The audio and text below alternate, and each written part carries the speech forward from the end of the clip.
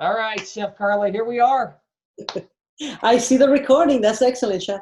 Yes. So, welcome everyone to week 11, and this is our finishing week. So, yeah, you guys made it. You guys survived baking and survived all this breakfast preparation and all these goodies that we made in this class.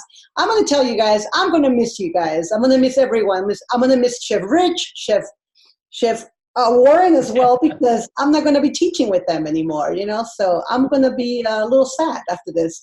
Okay, so, well, this week we're going to be covering baked custards.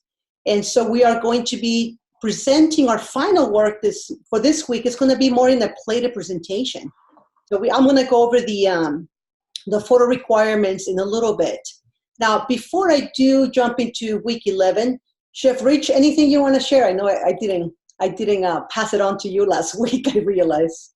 Yeah, no, it's all good. Everybody's I was happy to see this week everybody kind of stepped it back up. The last couple of weeks, it was making me a little bit nervous because, it seemed like we hit this kind of low submission rate, on-time submission. I thought everybody was going straight into vacation mode super early.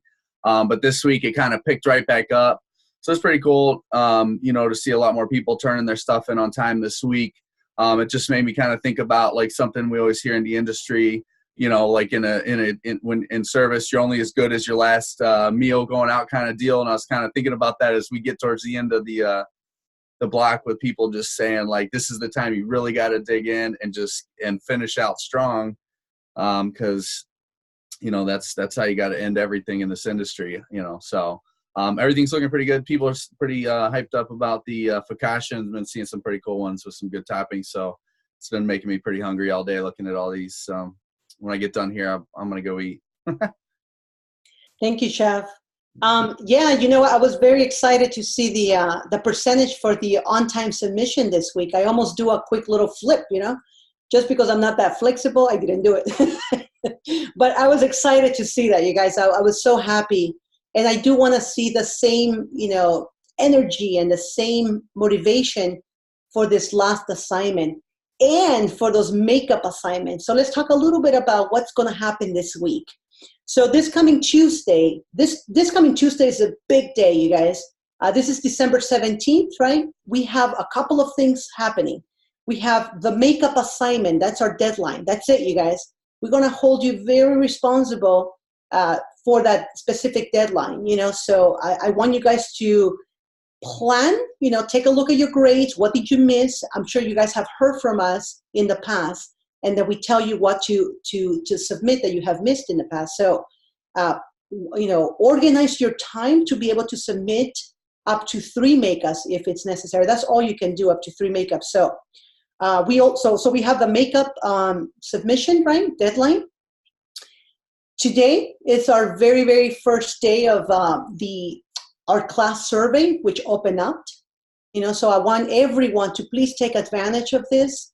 Go ahead and take care of the survey. Let us know how we did. It's very important as instructors. We read the information that you guys write and put together, your feedback. We read it. And then, of course, gives us a better idea on how we should be teaching, right? Because there's a lot of great suggestions that are coming from students. And at the same time, when you guys take care of your survey, you will be getting 5% extra credit that's going to go towards your overall grade. So believe me, you guys, if you have a 75 right now, automatically you move to an 80, right? So it moves you 5 points up. I know some of you guys might say, well, that's not a lot, but it really makes a difference. You don't know how many times I'm looking at the grades, like the final grades, and I'm like, oh, that student had a 79% and didn't do the survey, They could have moved to the next grade level. So I want everybody to take advantage of that. So next week, Tuesday, is also our deadline for the survey. It's going to close at the end of the day at 11:59 p.m. Central Standard Time. So please take care of that. Today was the first day of our final exam that you guys have. It will close next week on Thursday at 11:59 p.m. Central Standard Time. And of course, let's talk about the last assignment, week 11. It opens obviously today. We are going to have a regular week, right? Starting with our on-time submission on Tuesday, right? So that's our deadline for on-time submission. And if you, of course, you didn't get the assignment on time, you have Wednesday and Thursday to submit it. Thursday, you guys, of next week, it's it. At 11:59 p.m. Central Standard Time, the class is closed for good. We're done with the class. And so you guys will have, Chef Rich, Chef Warren, and myself, we are going to be very busy that Friday. Final grading, right? Putting together the final grades. And we are presenting our final grades on that day as well. Why? Because the next day is our first day of our winter break. So we have like specific deadlines that we have to hit. And that's why I'm saying we're going to hold you accountable for those specific deadlines that we have. Very, very important. Are there any questions so far when it comes to these deadlines? Makeups, final exams, just so you know, you're welcome to take the exam. It is 50 questions, 90 minutes. You are being timed for the exam. You can take it a couple of times, so if you're not happy with the grade that you got, you can go ahead and take it again. The highest grade is what's going to be recorded, so you have nothing to lose. The highest grade is going to be recorded, so don't worry too much about that. Hi, Travis, you have a question? Yeah, it's a bit of a shot, but you were talking about makeup assignments. Yes. Can we do it if we've got our assignments on time? Can we do makeup for extra credit? No, we have a specific extra credit for everybody. If I allow you to do that, I have to allow everybody to do that, so we have to be fair. Good, you give it a good shot. No. So we do have these deadlines that are coming up, and that's it, you guys. The class is over. You guys, for those students who are moving up to the next class, your class is World Cuisines, right? It's CU 132. And as far as I know, there's 2 instructors that are teaching that, and that's Chef Sophia and Chef Jamie. So you guys will get one of those 2 instructors, okay? So I wish you guys, of course, the best with the following class. It should be exciting. You're learning about world, different type of cuisine, so it should be exciting. I'm happy for you guys. All right, I will, let's talk a little bit about this week. So, obviously, for this week, we do not have, and I'm going to show you the class page really quickly. But for this week, we do not have quizzes, right? There's no more knowledge quiz. There's no more conversion quiz. The main thing that you guys have, and of course, I should have changed it to student. The main thing that you guys have is those 2 items, which is the creme brulee that you have to submit and your final exam, okay? So you wanna make sure you take care of those 2 things. Now, one of the things that I do have to mention to you guys, and this is for everybody who is an excellent student, right? These are the students who are constantly submitting everything within the first couple of days. I wanna give you guys a quick idea on how this is going to work out when it comes to attendance. The sooner you guys post, the final exam, submit the week 11 assignment, you're posting attendance on that day, right? That means you're gonna start accumulating attendance, the days that you have not submitted attendance. One of the things that I do wanna tell you guys is on the last day, which is the 19th, right? Yep, Thursday, December 19th. Actually, let me go back a little bit.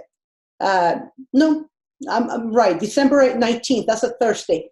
Everything is going to be closed. Your attendance is also going to freeze. So whatever days you ended up accumulating by then, it will come back and pick up again in January 8th, okay? So if you are submitting attendance fairly early in the week, you might have about 8, 9, 10 days by the time January 8th comes back. So one of the things that I suggest is that if you want to maybe take a little bit longer to take this final exam, you guys can probably take it next week, maybe on a Tuesday or so. That way it gives you just a couple of days that you haven't posted attendance. Does that make sense, you guys? Right, so leave the final exam maybe towards next week. If you already took care of it and you're already done with the class, I suggest that maybe you may want to take post attendance by watching an archive, from a previous week, just so you can post attendance. Let it run, let it just kind of play, just so you can have. If you have any questions with attendance, of course, you can always reach out to us. you will always hear from us when you are hitting 9 days and above, right? That's when we start telling you post attendance, and we can give you suggestions with how to go about that. So don't worry, we have your back with that. All right, so let's talk about custards in general. So what exactly is a custard, right? When we think about custards, what comes to mind, you guys? What's one of the main ingredients that come to mind? You can just shut it out. Eggs. Yes. I make custard pies every year for Christmas. Yeah, eggs is it's the main ingredient, right? It cannot be a custard if there's no eggs. Now, a lot of custards do come with another partner, right? Most of the time tends to be some sort of dairy in it, right? Milk, heavy cream, half and half. But we do have other types of custards, like, for example, lemon curd is considered a type of custard. And that one has egg yolks and it has lemon juice, right? So there's no dairy in it except the egg. But we do definitely have to have the egg.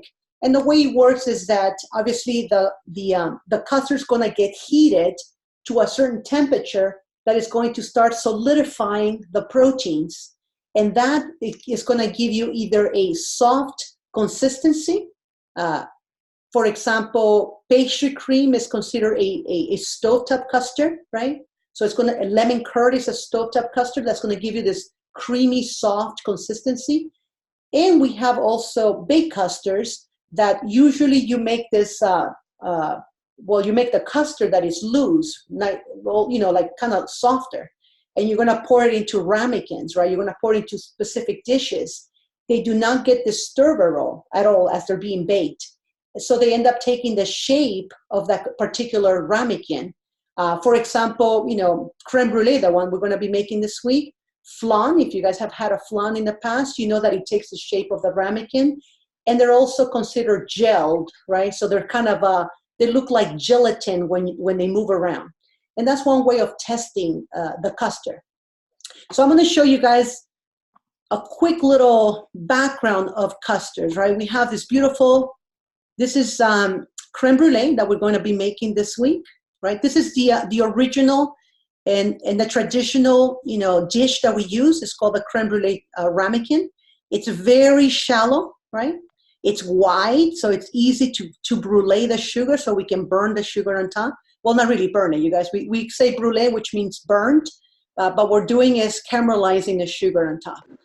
So the reason why this dish comes very shallow is because this custard is the richest of all the custards. It's made with heavy cream, which is very rich, and it's made with yolks, right? All fat in it. So obviously we want to make sure that we have just enough, a small amount that is not going to be too much and overwhelming to eat. The second custard, I want to make sure that everybody gets muted. Can everybody try to make sure you're muted, you guys? The iPhone is not muted. It's kind of hard. Another custard that we do have that is considered a baked custard is something called pâte de crème. And this one is, I'll tell you this, chocolate pâte de crème is amazing. It's like eating a chocolate pudding. It's so rich and soft and just amazing. I love it. So this one is sort of considered the second richest custard. And the reason why is because it's made with heavy cream and milk, right? So it's a little bit lighter than the creme brulee. And it's made with egg yolks and whole eggs. So you can see that the addition of the whole eggs make this product just a little bit lighter, just a little bit. And of course, we have the flan, or another one called it's also known as the creme caramel. And this one is made out of milk, and it's made out of whole eggs. So you can see that this is the lightest of all the custards, at least when we're comparing it to all three of these. So this is the lightest, this is the second richest, right? And that's the richest custard right here. And that's the one that we're making this week. Very important.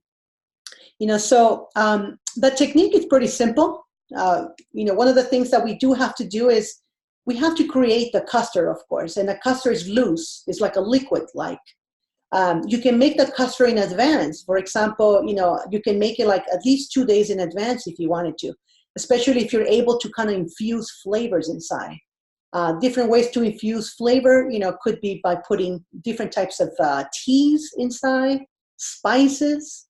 I've actually done it with herbs like rosemary, believe it or not, like a rosemary creme brulee. You can put chocolate in it, right?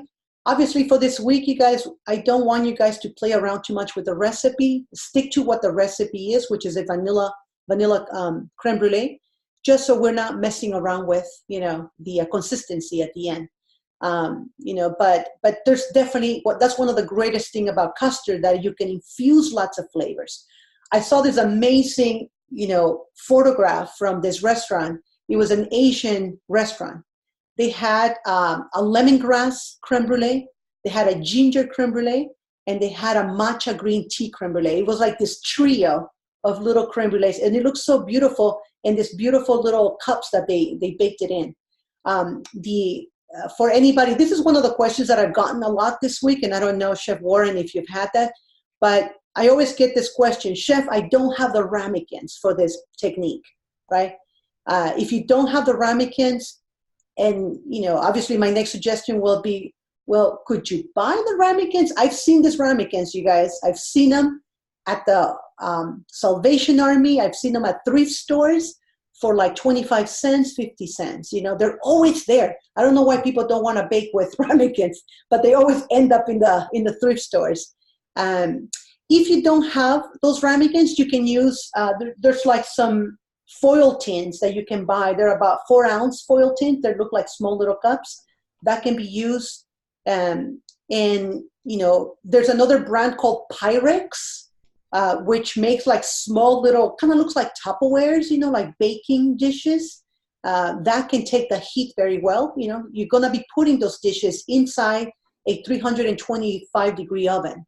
So you want to make sure that the dish that you're using is able to stand the heat of the oven, and that's important. We've even had students do it in coffee cups as well. Yeah, which seems to work quite well.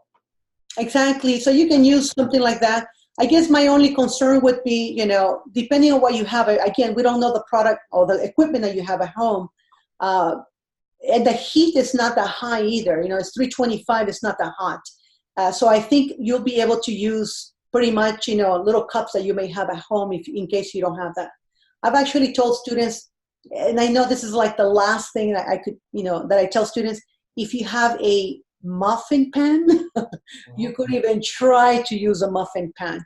What we don't want is for you guys to tell us, I cannot make this assignment because I have nothing to put it in there, So I would say to try anything that you may have at home that might be able to stand the heat of the oven. As Chef Carla mentioned earlier, she was discussing the shallowness of a traditional creme brulee dish. So if anyone is going to switch over to using a coffee cup or a different style of vessel, just be conscientious of the depth of the product, because it is going to affect the cooking time. So be careful. That is true, Chef. And so yeah, we want to make sure that, you're going to be testing the consistency anyways. So we tend to bake custards. We tend to bake them in a water bath, and we can use a hotel pan, right? A half hotel pan.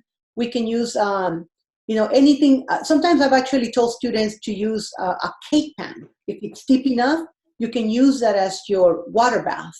But you need some sort of moisture in order to bake these custards. And the reason why we bake with moisture is because we want to make sure that the heat provides a lot of moisture so it doesn't start to dry the product it tends to kind of sometimes overbake it. Dry heat will end up baking the custard a little bit faster. Sometimes it overflows. Sometimes it starts to brown, right? So we want to prevent it from browning as well. And sometimes when we bake it a little too long, it can start to crack as well. So we want to make sure that we are careful, that you got to have some sort of moisture. Now, if you don't have a container where you're going to be dipping, or putting the ramekins inside this pan, you can simply grab a pot that doesn't have one of those rubber handles, and you can put the pot, or maybe a sheet pan with water. We just need some sort of moisture, even if they don't have to be in contact with the ramekin, but we need some sort of moisture inside the oven in order to bake. So we want an even and slow baking for these custards. So the proteins, they start to slowly coagulate, right? And they're very gentle, the heating for the protein to slowly do that. If we do end up overbaking, one of the things that happens is the protein that starts to squeeze the moisture out. Microscopically, you guys, the protein of the eggs looks like this little curly hair, right? That it kind of tends to trap together. But when it starts to coagulate, when it starts getting firmer, it starts to slowly squeeze and get tighter and tighter and squeezes the liquid out. So sometimes I've had students that they tend to overbake the custard, and the custard never sets. It looks like it's a liquid form because the protein ended up squeezing the moisture out, and there's no way for the protein to re-solidify anymore, you know? So the product looks wet, like it's underbaked. So we want to make sure that, you know, we keep an eye on that. So let me take a look at the recipe really quickly so we can talk about the technique. So we are going to be making, it says it makes 5 portions, right, at 4 ounces each. So that means you are going to be making 5 of those. If this is a little too much for you, I know I know that heavy cream, you guys, can be a little expensive. You know, so if you want to cut the recipe in half, for example, you're welcome to do it. But anything smaller than that, I would not suggest. So you can either do full recipe or half recipe. You need 500 grams of heavy cream.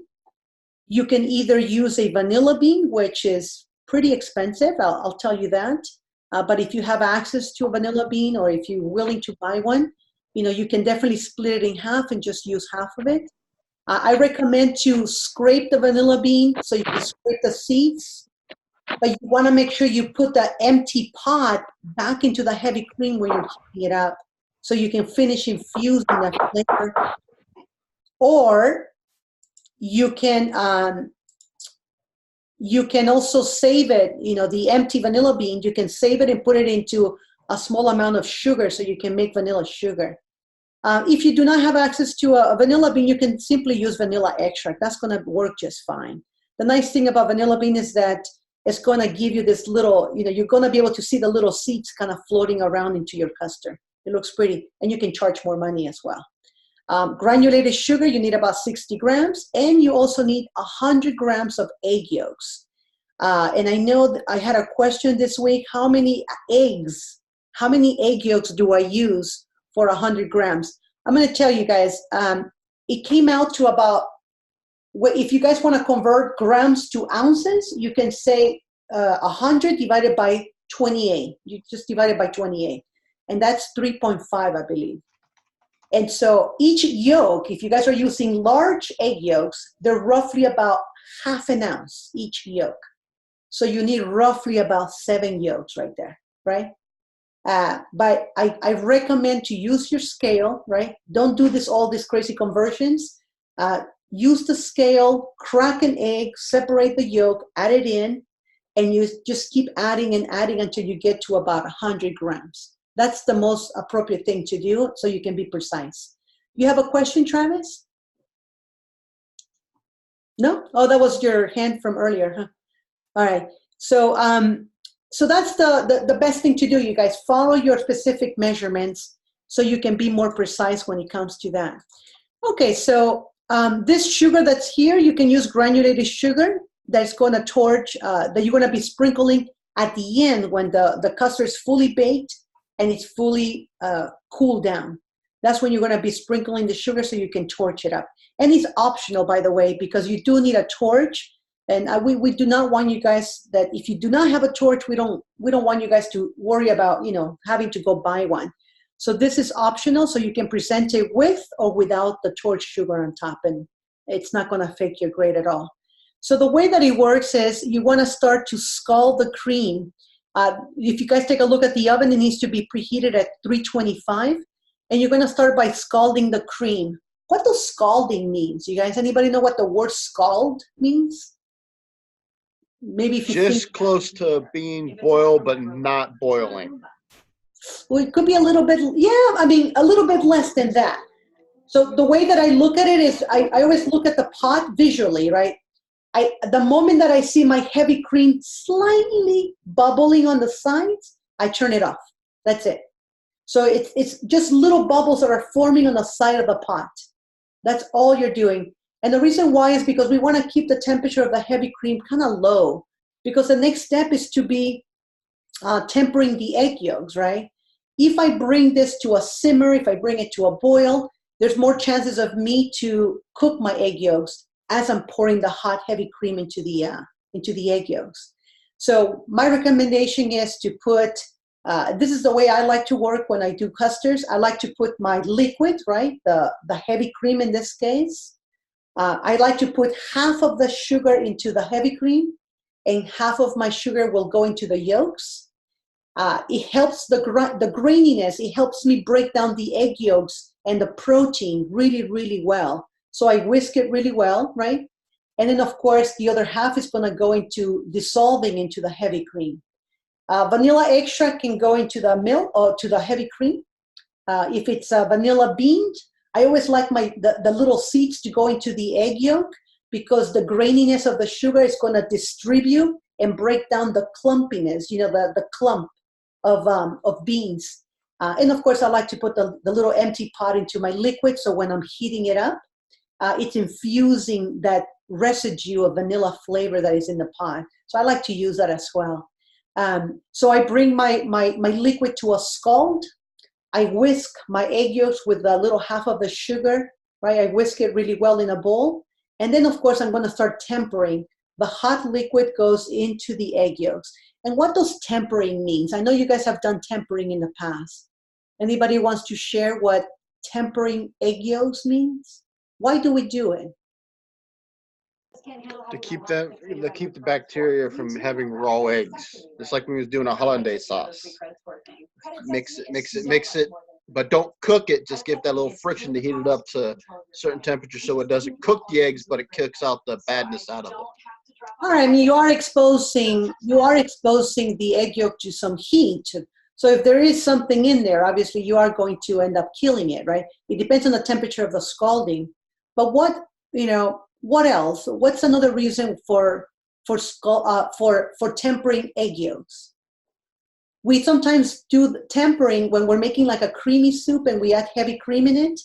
We do the tempering hot liquid into the heavy cream, so when we put it in, it doesn't break. What do you guys think we do it for the egg yolks?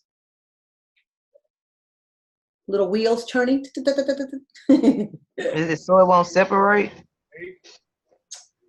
Okay, you're heading the right direction, but it does. What happens to egg yolks? Let's say if I don't temper, if I pour the liquid all at once. So it don't cook. Yes, I see the word curdling there. Yep, it's going to start cooking. So what we do is we have this sensitive ingredient, right, egg yolks, and we're going to introduce it to a hot liquid. So, of course, I need to add a small amount of the hot liquid and mix really well, so I can slowly start raising the temperature of the egg yolks. You slowly raise the temperature to avoid the eggs from cooking. So that's important. If I add the liquid all at once and I start, mixing, you are adding a lot of hot liquid all at once that is going to heat up the egg yolk to a point that it could be cooking it, So we want to make sure that we prevent that by slowly raising the temperature. And I like to temper in thirds. I like to put a third of the liquid, mix it really well, a third of the liquid, mix, and third, mix it again. And that's your custard right there, you guys. You're welcome. I always like to strain my custards because I want to make sure that I get rid of that. Remember that little egg, part of the egg that's called the chalaise or the chalaz? You guys remember that? It's like this little squiggly worm that it's in the egg whites. I like to get rid of that because I want my custard to be super smooth and velvety, So I get rid of that by straining it. And so, of course, your custard can be done in advance. You can do it 1 or 2 days in advance. So you can see how you can stretch this assignment between 1 and 2 days if you wanted to. But you can definitely do it all in 1 day. The next step, of course, is to pour into the ramekins. You want to make sure you have your container with some, I always like to put some hot water, or warm or hot water into the water bath. And then, of course, I'm ready to put my custards inside the oven. Make sure you guys are working very close to the oven when you're pouring the custard into the ramekins, when you're pouring the water inside. Don't walk so far from one side of the kitchen to the next, because now you might be like, walking with this hotel pan, and water might be going inside the custard. And the moment water goes inside, forget it, you guys. It's not going to set anymore. So in industry, what we'll do is we'll put the hotel pan into the oven, and then we'll put the ramekins into the hotel pan, and then we'll put the water into the hotel pan to eliminate what Chef Carla is talking about, which happens quite a bit. And then when it comes to removing it from the oven, remove the creme brulee from the oven, and then remove the pan with the water from the oven. You could save yourself a lot of heartache along the way. Yeah, I saw a student from one side of the lab, Chef, walking all the way to the oven. He was doing this the whole time. I was like, oh my God. Should have been wearing a swimsuit. Yeah. I was like, okay, let him concentrate. And after that, I'll give him a quick talk, Yeah. But it was funny. But, that's how we learn, of course, right? Through making mistakes, we learn. But I don't want you guys to make the mistakes. And so very simple. Once you guys put it in the oven, of course, I would definitely suggest to put a timer, work with a timer for this. I always like to, depending on the depth of your dish, of course, if you guys are using a smaller dish that is deeper, it's going to take longer to bake. And let me see, no, I don't think this recipe tells you exactly. It's using 4-ounce portions, so the length of the time is going to be determined by the size. We're using the shallow white, creme brulee. So if it's shallow, it's going to bake faster, of course. So if you guys go with like a cup or something that's a little bit deeper, it's going to take a little longer.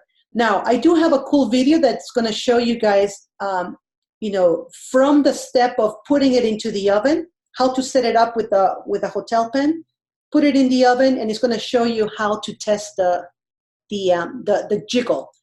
We always go based on that jiggle, right? So I always like to take my little ramekin and I like to tap on the side just like this, and I take a look at the movement of the custard.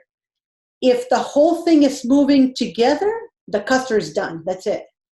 If the center is still moving too much and it's moving a lot, because remember, conduction heat is going to go from the sides of the ramekin into the center eventually, right? So the center is the last one to eventually set. So if the center is moving too much and the sides are set, you got to bake it just a little longer.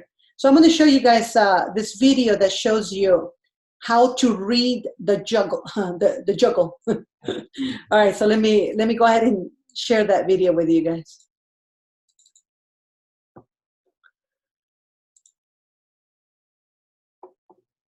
Let's see. Oops, there it is. A 325-degree oven. Add your favorite roasting pan and put a tea towel in the bottom of that. It'll prevent these 6, 7 to 8 ounce ramekins from scooting. If you notice, he's already in the oven, just like Chef Warren was talking about. All right. Around while they're being maneuvered. Then you can pour in your mixture. Now you're only going to go up to the little line on the inside lip of those ramekins. You should have enough for 6. And once those are okay, you guys, these are called souffle ramekins. They're about 4 ounces as well, but they're a lot deeper than the creme brulee ramekins. So this size is going to take a little longer than a creme brulee to bake, okay? Just keep that in mind. Fill, it's time to add hot water, not boiling, just hot water to the pan. That'll keep the heat from moving into the brulees too quickly. It'll make for a smoother texture. You're going to bake these for 40 to 45 minutes. When you come back to extract them, you're going to think they're not done. They're too wobbly. But remember, we're talking eggs here. And if they're done in the pan, they'll probably be overcooked. All right, we're going to go back to that jiggle again so you guys can see that. And that's what we're looking for. If you notice, the whole thing moves together, right? Let's check it out. They're too wobbly, but remember, we're talking eggs here. And if they're done in the pan, they'll probably be overcooked on the plate. So pull them no matter what you think. Now, I like to use an overturned plate as kind of a firing. Now, this is very smart, you guys. You can either, I usually like to flip over a sheet tray or something to elevate the creme brulee, or right before torching. You want to elevate it because you do not want to be burning your counter, especially if it's made out of wood, you might end up burning it. And again, this is optional, right? So keep that in mind. platform. Just park your brulee there and then sprinkle on some sugar. You don't want too much or the crust will be too thick. So I'd say probably 1/4 to 1/3 of a teaspoon here. Kind of jiggle it around to make it nice and even, and then fire up your torch. Point straight down into the center and use little circular motions just until you see the sugar start to melt and boil. And that's when I pick it up, right about there. Now pick it up and start turning it. Don't worry, you're not going to burn your hands. Just hold the torch right in the middle and rotate the brulee. This lets the liquid sugar kind of rotate around to make a nice even disc. There. And of course, this will have to cool for a couple of minutes, but you don't want to wait too long to serve it, or the sugar will get mushy. Now, if we have our shell right, when you break it, it'll sound like this. Sound guy, bring that thing in closer. There you go. Listen. That's it. Thanks, guy. No, you can't have any. Okay, so one important thing there, you guys, is when he takes out the creme brulee out of the oven, you can see that the whole thing kind of moves together. There's something called carryover cooking, right? The container is very hot. So the moment you guys take it out, it's still hot, and it's going to continue to firm up the protein just a little bit longer, you know? So it's always, keep that in mind, that it's going to solidify just slightly more. It's going to get just slightly more firmer. And after finish baking it, you're going to be putting those, you're going to be putting the creme brulee into the refrigerator. Get it really, really, really cold. So the stiffness, right, the coolness is going to stiffen it up even more.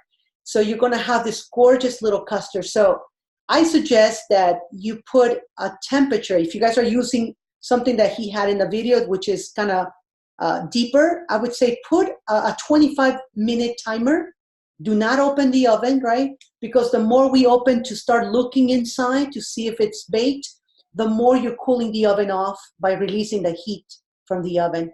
If you guys are going to go with something more shallow, like a creme brulee ramekin, I suggest to maybe put a 20-minute timer first, just so you can go in and check it, you know? And of course, you're going to go in there, and I just go in there and kind of tap it really quickly so I can get an idea what the movement is like. And then I make my decision with how much more time I'm going to give it after that, you know? But it, again, it's just, you know, keeping in mind that there's going to be a little carryover cooking. Chef Warren, were you going to say something?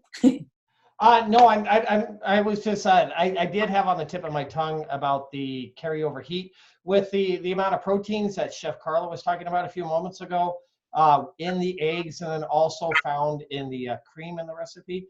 Proteins, when they get hot, they don't cool very quickly, and also that fat insulates the product. So when it comes out of the oven, just remember it's going to continue to keep cooking. So make sure Chef Carla, as she was saying, was talking about the jiggle.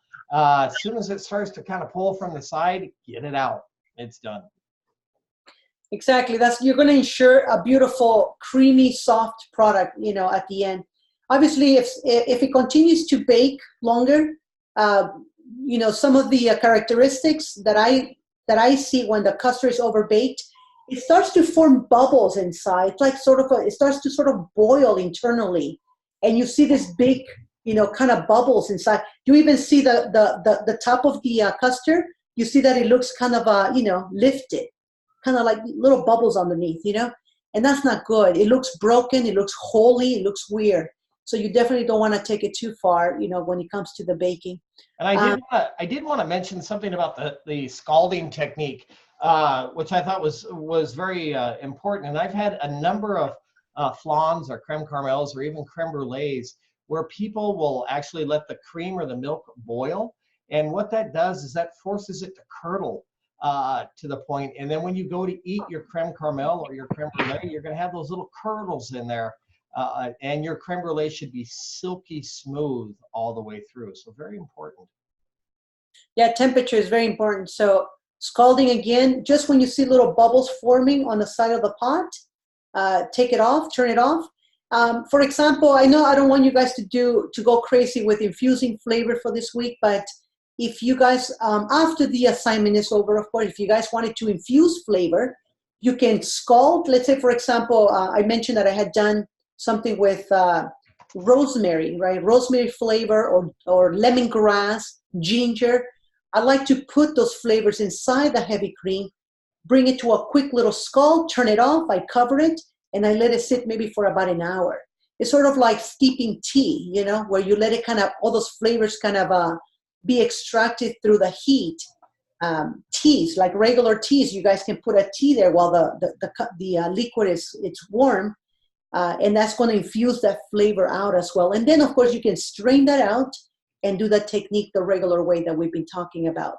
But again, I don't want you guys to play around too much this week. Just keep it simple, you know. Get your assignment out of the way, and then if you ever want to play around in the future for making, maybe for the holidays, if you guys want to make some custards for your family, you know, then you can probably play around with flavors at that point. And for the scalding, if you could take it to 181 degrees exactly, you've nailed it right there. So that's the technical temperature for scalding. Exactly. That temperature is actually below simmer and way below, of course, boiling. So you can see that it's way below. It's like you don't see a lot of bubbles forming on top. I'm going to go ahead and share with you guys the photo requirements for this week. And, you know, they're pretty simple. There's just a few of them. We need to obviously see your last photograph, you guys. Chef Rich wants to see you for the last time. The mise en place, the sanitizing bucket, right? And so we want to see the custard after the stovetop cooking. So that means after you guys finish doing the scalding, we want to see the custard inside the prepared ramekins. So you want to make sure that you do the custard, you strain it out, and put it into ramekins inside the water bath, right? Custard after baking and chilling. And definitely super important that you guys take a look at this. Chill. You got to chill it, because the next step is to take a photo of your custard when you're going to tilt it to the side. If your custard's still warm, it's going to just pour out of the cup. So make sure that you chill it really nice, and then you'll be able to like hold it sideways, and you'll be able to take that photograph. So it shows us that it's nice and set. And of course, we're now looking for a plated presentation of a baked custard. We're looking for a dessert sauce. We're looking for a little garnish, right? So play around this week with putting something together as a plated dessert. I have some examples of plated desserts in a second. I'm going to show you guys. And of course, you're going to be spooning the custard. You're going to show us a little bit of that texture of the custard. We want to make sure we see the silky smooth. We want to see that it holds the height of that custard. Obviously, if it's runny and soft, it's going to drip out. You know, so we want to make sure that we look at this beautiful custard that you guys created. And now, if things don't go right, if you guys are not too happy with your final presentation, still present the work, you guys. Unfortunately, with this week, you guys have Tuesday on-time submission, but there is no, and you guys have your late submission, of course, by Thursday, but the class ends on that day. So you guys don't have, that extra period that you guys tend to get for the previous weeks to make changes to the assignment because the class comes to an end. So it's one of those one-time shots, I mean, you can do it at home several times if you want to, so you can practice that technique. I wanted to show you guys some of the plated presentations, and we'll talk about sauces. Let me go ahead and show you guys really quickly. So here are some examples. I have some extra photographs here, like, little, I think he was using like a roasting pan for baking the custard. So here's a quick example of how to lay out your ramekins. I don't suggest to bake different size cups because the timing is going to be different, right? This is going to bake faster than this one. So I suggest to keep it consistent. I know this is a bad photo, but keep the same size inside the ramekin. Bake them together just with the same size ramekins or same size cups, Here's an example of how the custard is going to look once it's baked and fully set. You can see that it's just a little firmer. I wanted to show you, for this photograph, I wanted to show you how much water to add. Don't fill it up all the way to the half point, or higher than that, because there's more chances of water to get inside your custard and it's not going to set at all. You see, this is about a third of the way up of the ramekin, right? So I always go based on the height of my ramekin or the cup that I'm using, and I just put about a third of water. And that should be plenty, you guys. And then, of course, here are some examples of the final presentation. I know, I completely understand. I'm someone that I'm not very crazy about having a ramekin on a plate and sauces on the side. Because I always think about, I want a dessert that's touching the plate that I can drag, up against the sauce, right? But obviously, we're playing with the whole idea of plated presentation, so we'll try to avoid this whole ramekin on the plate here. But we're looking for a sauce. When it comes to sauces, you guys can make fruit sauces. Fruit sauces are very easy to do. You can use frozen fruits. You can use frozen berries, or fresh. It's fine. And you just put a little bit of water, a little sugar, and you bring them to a quick boil. And then once the fruit is kind of broken down and soften up, then you can put that into the blender and you can strain it out, right? And of course, you can put it back into a little cup, a little pot, where you're going to start reducing it to get to a sauce consistency, which is something that we call nappe consistency. You can finish off with a little bit of berries, a little bit of garnish, right? This is considered your garnish. Here's another example, and I'm coming, Danny, in a second. I'm going to go to you. Here's another example. This is just melted chocolate, you guys, that you can just melt, right? And you can put in a small little, like sandwich bags that you can cut a little small opening, and you can drag and make designs out of it. When the chocolate gets firm, it creates like a little border. So you can put your little sauces in the middle and they don't flow out of there. Make sure you don't overfill it, of course. You can see how simple it looks with little berries on the side, that's fine. You can put any type of cookie that you like on top. It doesn't say to make your own cookie, right? So if you have something that you purchase and you just want to put it in as a garnish, that would be fine. This is considered a tuile cookie. Obviously, we haven't talked about that, so I just wanted to bring that up. But it's just a garnish, just a pretty garnish for scooping the custard in. Here's another one. This is a Florentine, is another cookie.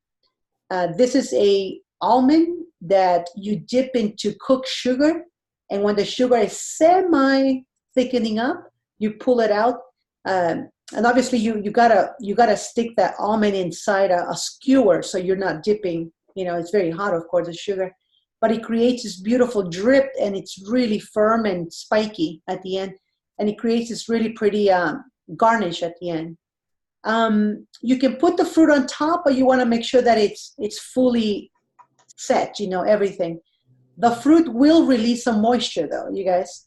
And unfortunately, the moisture will start to softening up the sugar. But it's just an example, how to play with the presentation. You have a question, Danny? Hi, Danny. So you're saying you want the creme brulee out of the ramekins and onto the plate? No. Keep it in the ramekin on top of the plate.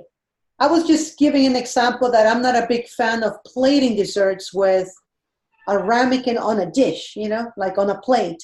But no, this week you want to keep the creme brulee inside the ramekin.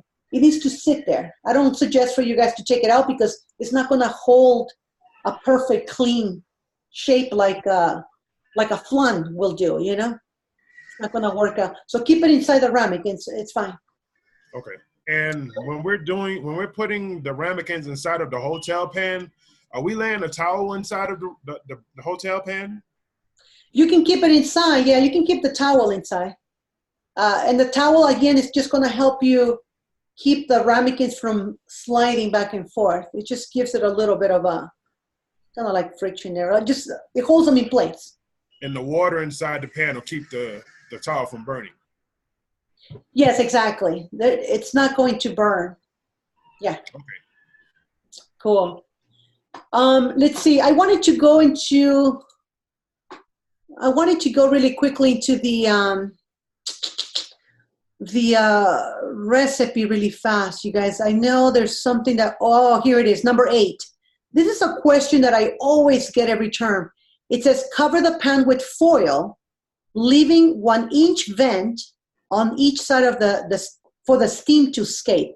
Now, when we cover the actual water bath with foil on top, The reason why we do that is to prevent the custard from browning.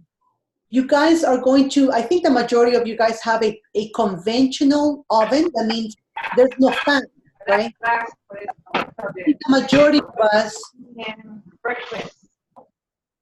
I think the majority of us are baking in an oven with no fan. When you have no fan, you're running the risk, it's much lower to brown the custard. When you guys are baking with a convection oven, which has a fan that's blowing, there's a higher percentage of that custard from browning, right? And getting a lot of color at the end. So the foil helps to prevent the browning from happening. Now, here's the only thing about the foil, you guys, and I've seen this so many times. You definitely have to have a space. And let me take a look at the photograph that I have here. Yeah, I'm going to share this with you guys. It's very hard to see this, but do you guys see how the water bath is very shallow? This is like a cake pan, I believe it is. It's very shallow. It's almost the size of the ramekin, right? So this is no good. If you guys put foil when you have like hardly any space, most likely the foil can touch the custard, or it's going to enclose the heat much closer, and it's going to create more like a hotter, center that is going to overflow your custard. It's going to make it sort of like boil and overflow. So I don't recommend, if you have a very shallow water bath that you're using, whether it's a cake pan or it's a shallow, maybe like a 200 hotel pan, for example, I don't recommend to put foil. Skip that completely, you guys. If it's something that is a little taller, and especially you guys are using a convection oven with a fan in it, then I would say go ahead and put foil inside. Now, if you are going to put foil, I use a pencil that I start stabbing the foil so I can create big holes for the steam to get out. Because if you guys just use like maybe either you don't put any holes, or you use a knife that makes just little slits, the steam is going to concentrate a lot inside, and it makes the custard overflow. It starts to kind of boil out. So I want you guys to be very careful. Make big holes for the steam to get out. And the other problem is that the condensation sits on top and it starts dripping inside your custard, and your custard is not going to set anymore, So my suggestion is skip the foil if you can. Skip it. If you guys have a little bit of color on top, that's okay, especially if you're going to be browning it with the sugar, you won't even be able to tell. Okay, so be careful with that. Any questions? Whoo, I feel dizzy. That was very well done. Definitely no foil. That's not really something we do in industry too often. And number one, that foil, if you do have a convection fan in your oven, will probably get sucked into the fan at some point in time during the cooking process, and those aren't fun to clean out either. So. And the other, I'm sorry. Oh, I was thinking about the dessert sauces as well, and the coulis. And under the research materials, there's a lot of really good information and recipes on different varieties of sauces to make. So. Mm-hmm. Yeah, I mean, for example, a ganache. You can make a ganache which is equal parts chocolate and heavy cream, right? You're already using heavy cream this week, and then you can make a ganache. And while it's still soft, that could be like a chocolate sauce, something like that. You guys can play around, but don't feel too stressed about that. Again, like a quick little fruit coulis. We call it coulis, which means sauce. A fruit sauce is very simple to do. If anybody knows how to make a caramel sauce, it's another simple little sauce to do. And again, you guys, it doesn't say for you to make this from scratch. So if you have sauces, if you want to buy sauces, yeah, you can use it for plating it, And I was thinking too about the garnishes. And traditionally in industry, we like to leave as much of the top of the brulee exposed, because I think the customers purchase creme brulee and they want to see that nice sugary crust on the top. If you took a look at all the examples that Chef Carla showed, all the garnishes were off to the side and very small. So they took up about 25% of the surface to allow the surface to be seen by the guest. So remember that. Yeah. Now, one thing, you guys, when it comes to production with creme brulees, they're great. I think that's one of those desserts that a lot of people like to put on menus. And the reason why is because you can make them in advance. You know, you can make them a couple days in advance. They continue to sit in the refrigerator, right? They're nice and firm and cold, so they're perfect for serving it. Now, the actual bruleeing part is what we call à la minute, which means that you make the brulee right before serving and sending it out to the customer. You cannot brulee the sugar in advance. And then you say, okay, you know, I'm gonna get ahead. I'm gonna brulee like 5 of them, put them in the refrigerator and just wait for the orders to come in, right? What's the reason, you guys? Anybody knows why we cannot brulee sugar in advance and put it back into the refrigerator? What's gonna happen? I see Terry. It gets moisture, comes onto the thing, and then all that work you did, we get moisture in it again, and no good. Exactly. And Terry, what were you gonna say? The same, ditto. Mm-hmm. Very good. Yeah, the one thing about sugar is, the property of sugar is that it has the tendency of absorbing humidity, right? It's called hygroscopic. So it's gonna absorb the humidity from the refrigerator, it's gonna absorb the humidity from the custard. And now that sugar went from hard crystal, like hard, you know, chunky, crispy sugar to back into a liquid state. And so you're going to come back to your custards and they're going to be all puddles of liquid on top. You know, so it doesn't work. So you can make the custards in advance, you can bake them in advance, but the actual sugar needs to be done right before sending it out. And always allow the sugar to completely cool down, you guys. Caramel can go between 320 to 350 degrees. Imagine, that's very hot. So if a customer goes in there and they burn their mouth, whew, that's a lawsuit right there. So let it cool down before you guys send out, you know, to your customers, to your loved ones. If you're gonna be serving it to your friends, to your family, right? So make sure that it's cooled down. And also we want to hear the little crack, right? With the spoon, it's always fun to crack. And you will only get that when the surface is completely cooled down. Mhm. All right. Any questions, you guys? Anything else? We're coming down to the end. Oh, I have a question. Look at all these questions. Travis. It's not really a question, but that show that you showed us, the video, I have literally watched the episode because Alton Brown is the reason why I got into cooking to begin with, because of Good Eats. Hey, yeah, I love him too. He's a great chef. Cool. Shayla. Hi, Shayla. Carla. Hi. My question was, can I brown the sugar without having the torch, or can I only do that with the torch? Okay, that's a great question. Okay, so there's a couple of things, and I'll be honest, I've never done this particular technique, but I've heard that you can, if you guys have a broiler right underneath your oven, you can crank it up. You can put the creme brulee with the sugar on top, and of course you just have to keep an eye on it. You know how it's browning.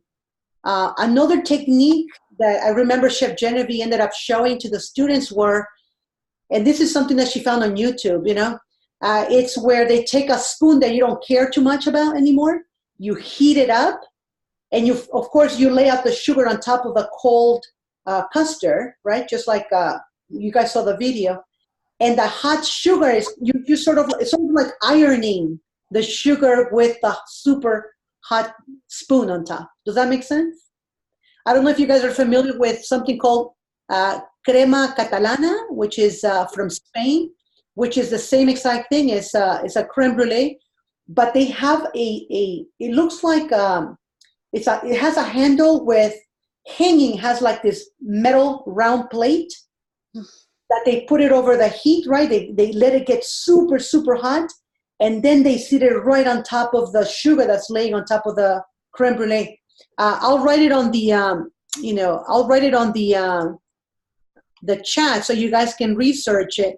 But it's called crema catalana, and this is from the northern part of Spain, from Barcelona. So that's what they do. They just kind of spray the sugar on top, and they take this really hot thing, right? It's like a metal plate that's round, and it has the same exact size of the dishes that they use, and they just sit it on top, melts the sugar, turns it into caramel, and they pull it out. So I think it's sort of like the idea of heating up a spoon. I mean, give it a try. If you guys are making several ramekins, take pictures before, you guys, because if everything goes down and things don't turn out right, at least you guys have a final photograph of one without the sugar, because we're okay with you turning in without the sugar. I hope that helps you, Kayla. I'm going to go now to Terry. Hi, Terry. Hey, so I have a couple of questions. I thought I had the right ramekin, but now looking at yours, it may not be. So is this a little too deep? It's fine. It's a little deep, but you can use it. That's fine. So it's just going to take a little longer to bake because Okay. Yeah. And that's Okay. fine. Okay. My other thing is, can we use these for the torch? Ooh, I've never used that. I don't think you could. It Well, if won't you work. use a hot Sorry. spoon. I'm sorry, say that again. I'm like, well, if you can use a hot spoon, then, I mean. I'll tell you something, Terry. If you want, you can sacrifice one to test it out, right? I've never done it, so give it a try. No, I'm saying if you can use something like a hot spoon that does not have the actual flame, this is the closest thing to a torch. Why wouldn't this work? It does not. It don't get hot enough. It doesn't have enough BTUs. Enough. It doesn't get hot. If you take a look at a blowtorch, the flame comes out blue, and a blowtorch will have right around 25 to 30,000 BTUs, or British thermal units. Whereas a lighter, the flame is very yellow. The more yellow the color of the flame, the cooler that it is. The more blue that it is, the hotter that the flame is. Oh, sorry, Chef. Can I say? Can I give a thing? If you guys want to Can you get a turn your torch, TV down? Can you turn your TV down? mute that, babe. Mute that. Sorry. If you go into the lighter section where the cigarettes are, they have propane torches nowadays that come for lighters. I have used them before when I was smoking. They do come out the blue. Also in automotive, they have little pin propanes, which are like $4 or $5 a piece. So there's ways you can pick them up if you want to do the torch. Okay.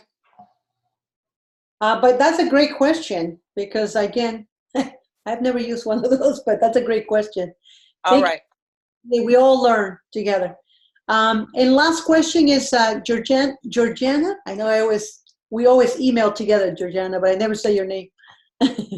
My question is, what if we have an oven that does not shut off at the right temperature and it just continues to go? You mean it's not calibrated? Oh, well, you know what? I'll tell you, they do. I know like the 99-cent store carries oven thermometers. They're very inexpensive. I suggest to test the temperature. So for example, if you're putting it at 325, right, let it heat up and put that oven thermometer inside so you can get the right temperature. You need to figure out how hot is the oven baking, because that way it's going to determine, the final product of your work. And this I know I could put chicken in and it'll be done within like 5-10 minutes when it's supposed to take like an hour or something. Yeah, exactly. So this is a very sensitive product that if you're baking higher than 325, you run the risk of over baking it, curled, you can bake it at a lower temperature, 300 degrees is fine, but higher than that, I would be more careful with that. So yeah, get an oven thermometer if you can. Okay. All right.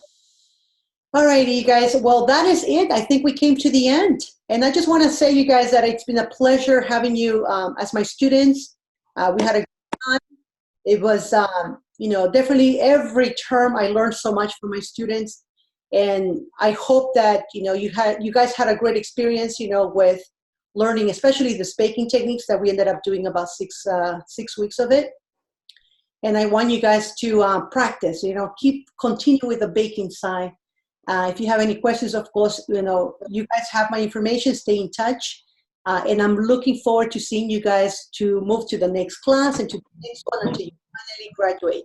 So that's the main goal, for you guys to graduate and find your niche in this industry. So stay in touch.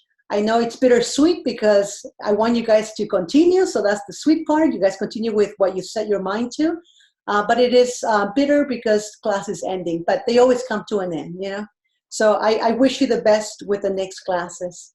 And Chef Warren, would you like to say anything? Yeah, it was so. I have the same sentiment exactly, Chef Carla.